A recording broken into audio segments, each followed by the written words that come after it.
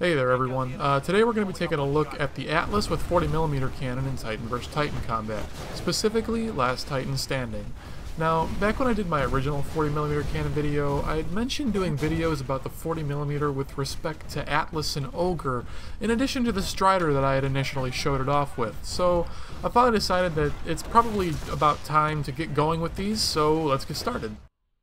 The 40mm cannon deals 900 damage per shot versus Titans, with a 3x crit multiplier, meaning that if you hit a red glowing part of an enemy Titan, you're going to be dealing 2,700 damage. That's a lot of damage, and you can take down Titans very quickly, even if you're just getting one of those, but even more is kind of ridiculous. For our loadout, we're going to be using an Atlas with 40mm cannon, obviously. Our attachment is going to be extended mags, our ordnance is going to be the multi-target missile system, tactical ability will be Vortex Shield, our primary kit is Quickcharger, and our secondary kit is going to be Big Punch. Our general playstyle is going to be that of a one-on-one, or if need be, kind of a two-on-one sort of duelist. We want to engage enemy Titans who are not in large groups and attack them with everything we've got. Not a lot of other loadouts in the game can compare to the brute force of a 40mm Atlas. So first up, let's talk about extended mags. Why are we choosing extended mags over burst fire? Well, basically it's going to come down to your own personal preference. In my opinion, the semi-auto mode is better just because it's more accurate while you're hip firing.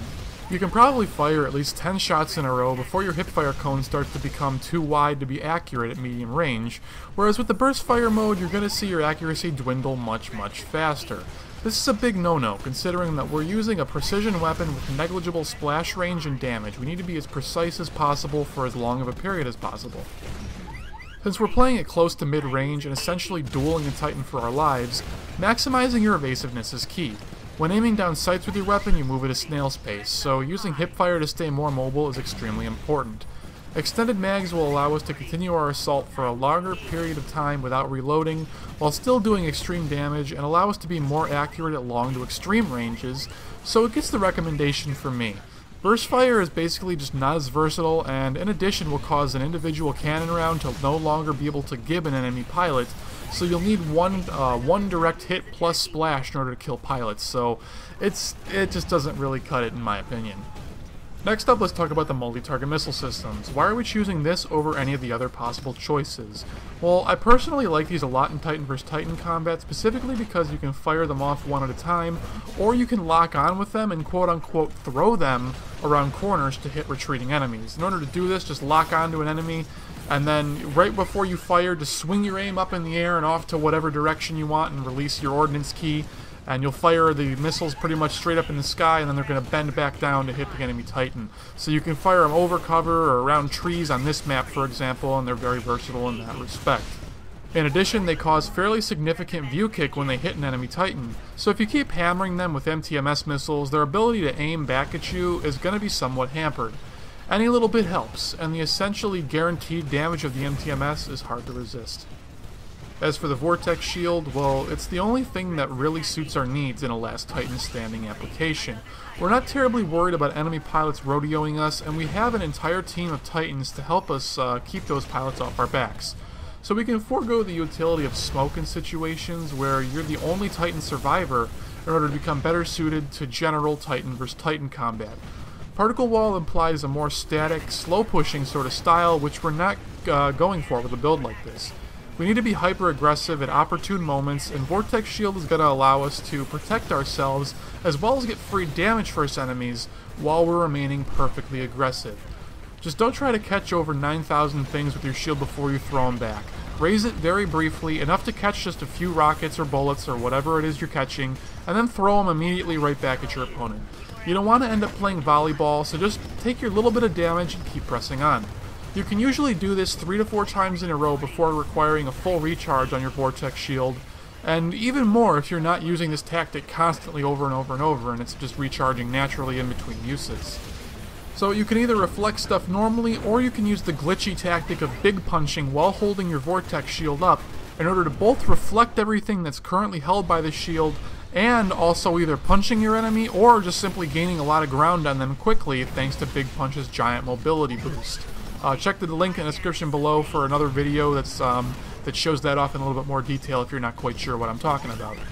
Since Titans feel extremely slow, it's in our best interest to use everything we can to keep them as quick and evasive as possible.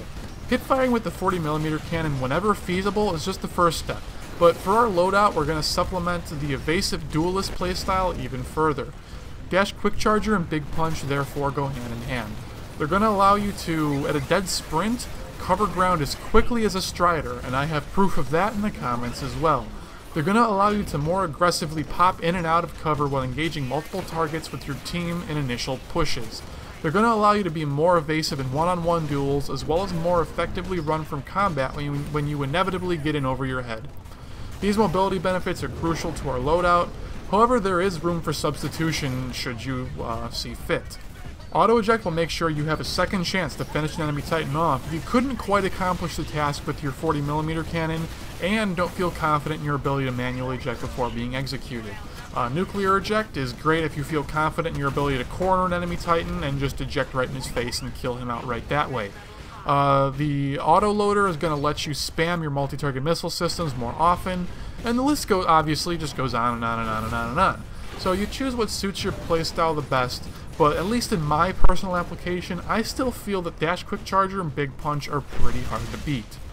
So now, with the loadout out of the way, let's speak more in detail about our actual tactics with this class. Well, yes, we do want to try forcing enemy Titans into 1 versus 1 fights where we can decimate them. We obviously can't always freely do that. You have to wait for your opportune moment to shine. So until you reach that point, you are your team's generalist. You need to fill whatever role your team needs you to fill while taking as little damage as possible, which is crucial. You want to be one of the last Titans alive so you can pop your damage core and do as much damage as you can in the end game to make sure that your team ends up on top. The 40mm cannon allows you to effectively engage enemies at pretty much all ranges, so use that to your advantage. Take long-range shots with it and keep the pressure on enemy Titans as much as you can whenever you can. Stick with your teammates, so never rush a round alone until the round is nearly over and you're confident you won't get surrounded. Pushing behind ogres is always a great idea. Maybe you want to use your extreme mobility to provide backup for a friendly Strider.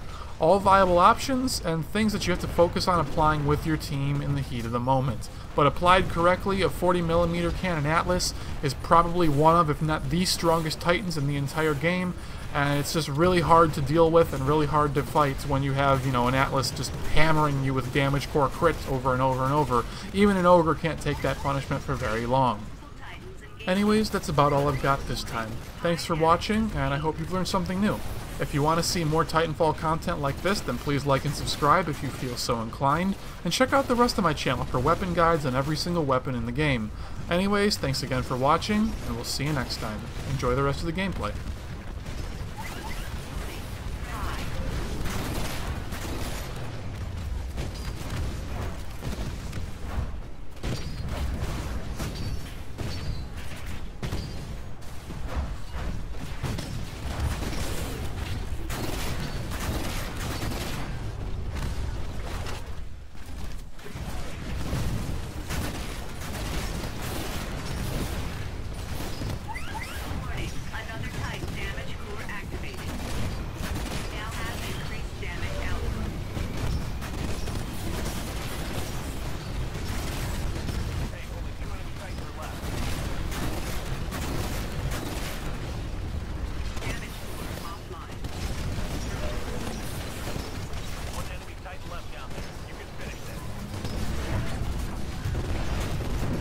Good job. Nice.